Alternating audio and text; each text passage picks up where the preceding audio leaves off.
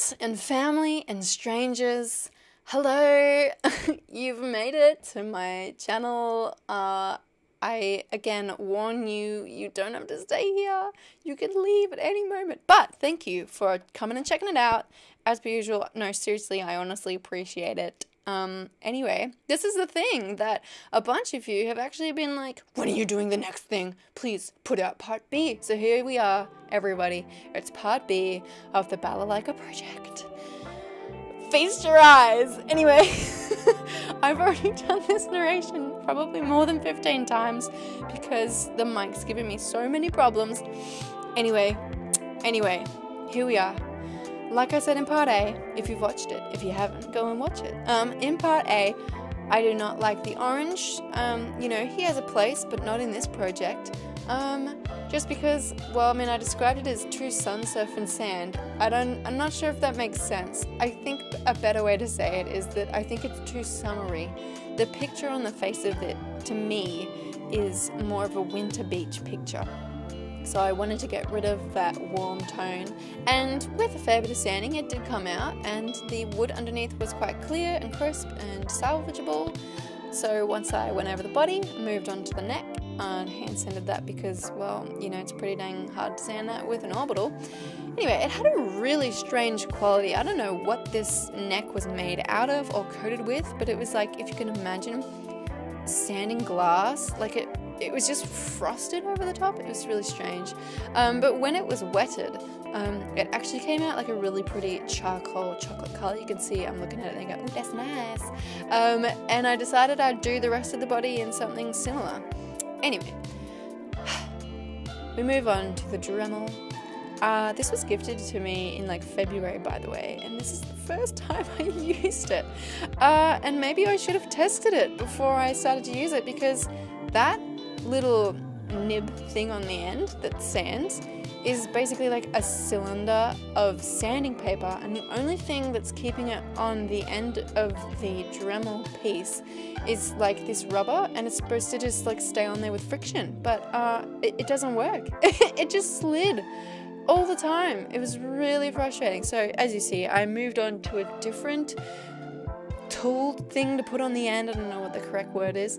This was more of a cylinder but created with like lots of leaves of sandpaper. Anyway, look, it worked better, and it was enough to just clean up those edges that I painted over the top of. I didn't bother being like masking taping. I did not use masking tape, so it was a mess. Because I just thought, oh, it'll be fine, I'll Dremel it later. And anyway, look, it is what it is, it's done. So the next thing that I'm doing there is just cleaning up the little holes that got lots of paint in them with the Dremel, because why not? It was out already, and that was done, so blow it off, get rid of the little crispy, dusty bits. And unfortunately, I did not film those holes, well, the drilling of them. Very sad, sorry about it. Anyway, you can watch me do the rest of them. So what I'm doing here is, like I said in part A, I discovered after staring at it for so long while I was painting it, there was actually a bit of a pattern to all the little holes that create the circles. So I was just wanting to like bring out that pattern more, and I just decided to do that by making some of the holes bigger, and you could see the design that way. Unfortunately, again, because this person did not use a ruler, it's a bit chaotic, and their spacing is not fantastic. So the thing that I'm doing there, creating the lines by making lots of little holes, didn't work. You can see just there, they merged together in some places. So I decided, rather than having a really uneven set of different holes that create the line, I would just get the Dremel back out and burn my way through because that little piece on the end was meant for metal, not wood, so it was definitely clogged, and yeah, it was pretty much just really burning through. Anyway, look, I just wanted to make them all become one long hole to make the line. Anyway, I feel like I'm over explaining it. You know what I'm trying to do. You can see me doing it there. It's, yeah, it is what it is. Unfortunately, again, they didn't use a ruler, so they're a bit crooked. But for something that's going to be on the wall, you know, it'll be fine. It'll be And then I decided those two smaller circles with the cloud and the wave in the background just needed a little bit more focal point, like a little bit more, you know, they were sort of getting lost. So I just, every second hole around the outer circle, I drilled a bit bigger. And then I did the same for the circle that the moon is behind, and was fiddling around with the Dremel and decided, let's just make every single hole rather than every second hole bigger because it just looked cleaner. So there you go. Hello. I feel so exposed. Nah, not really. I wanted to show you this. Okay, cool. Well, those are like my safety glasses for safety from sanding this again before. I just thought I'd interject here and catch us up to speed. Yeah. So yes, you can see, here's my monitor where I check whether things are in the frame or not. And I would like to point out that quickly I have created this. There you go. You can see this behind me. So I have this stand here. I also have a stand there. And then I've got a curtain rod that goes across the top. You can see there's a light here. This mainly was to try and get an overhead shot of what I'm doing better. Because as I mentioned in my last video, it's really awkward trying to set up the camera there, not get me blocking what I'm doing. I've tried to make it work. I realized when I started to film this before, this actually didn't work because the amount of times I have to shift this awkward thing around. Maybe it works better if I'm doing a painting, just that's laying flat, or you know, like a design work in a folio. But for this thing, I discovered quite awkward because of the way I have to put it on the desk, basically. So that was one thing. I thought, let's just stop filming because I got to sort that out. The other thing that was really, really frustrating.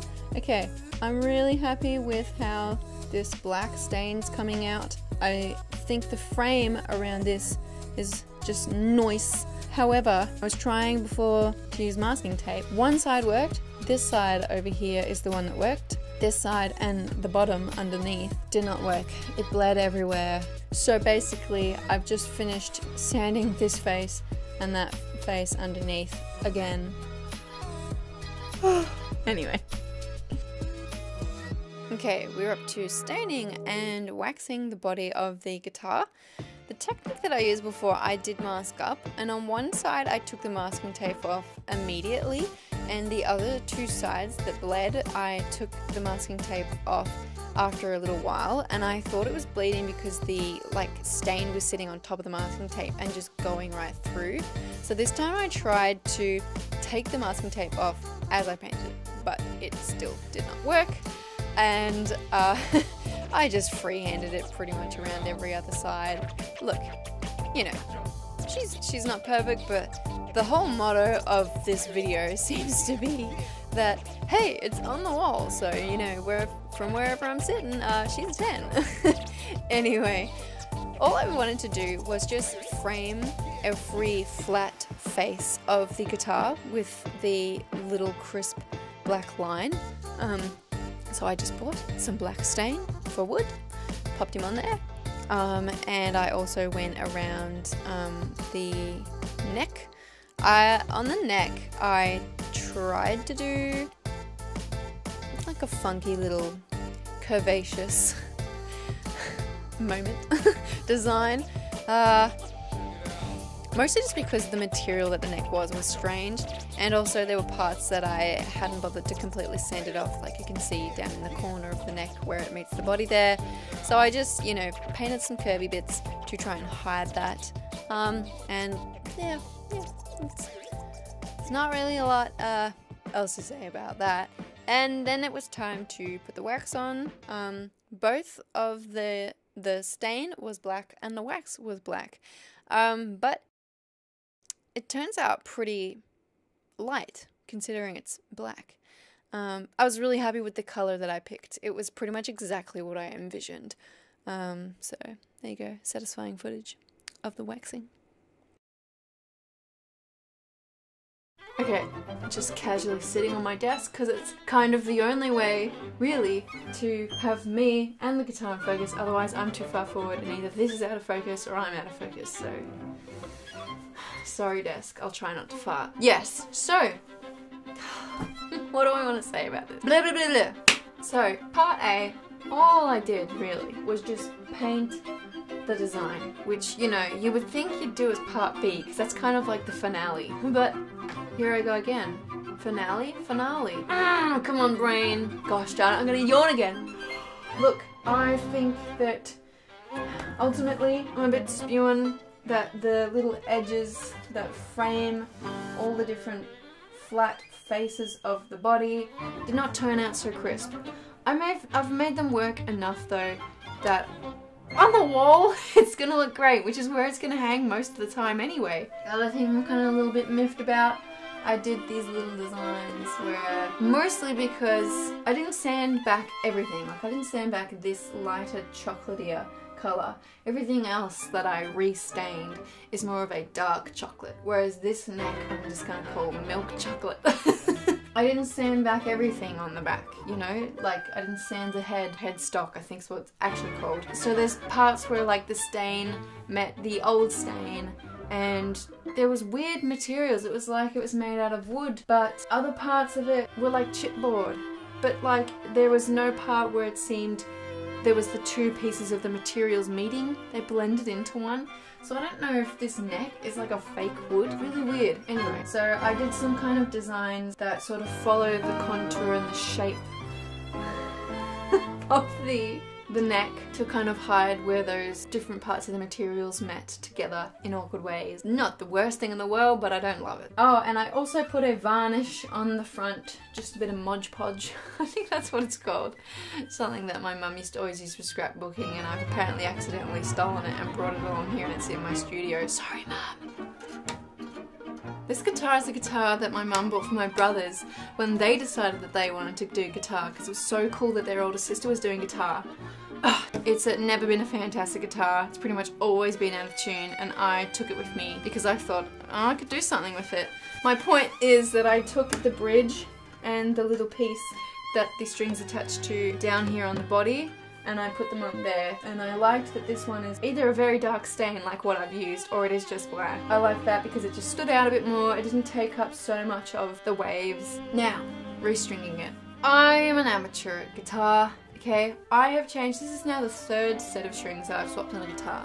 The first time I swapped strings on a guitar, I just followed a YouTube video and it worked. It was fantastic. I could tune it up and it held tune, and I was like, cool, that was easy. The second time I tried to tune a guitar, this time it was actually on one of my guitars. The other guitar was someone else's where I was staying. It's my really good guitar, and I was always terrified of changing the strings on it because it's my really good guitar. I was just a bit paranoid that it was gonna go wrong. Well, guess what happened? It's kind of gone wrong.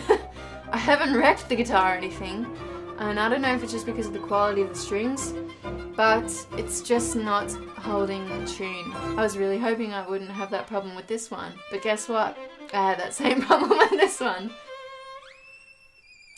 It's gonna do. There's not much else to say about it. I'm really happy with the wax, excuse me, the wax colour, the stain colour. I think that they fully complete the look that I always envisioned on it, just less orange. I don't know what I'm talking about. Did you hear that? Little man's out there. Ow. I'll let him in. Yeah. Scream into the mic for me, buddy. I suppose I should play it for you, right? We can tune it up just enough. So let's do that.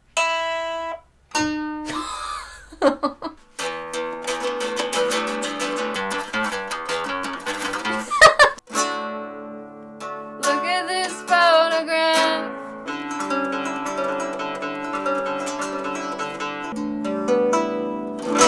It doesn't sound uber nice. For something that's gonna be mostly just hanging on the wall. Do you want to leave now? I think, you know, it's fine.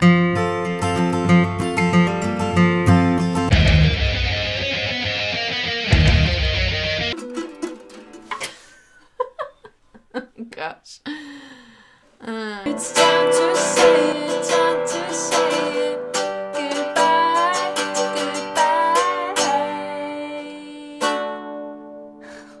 Yuck.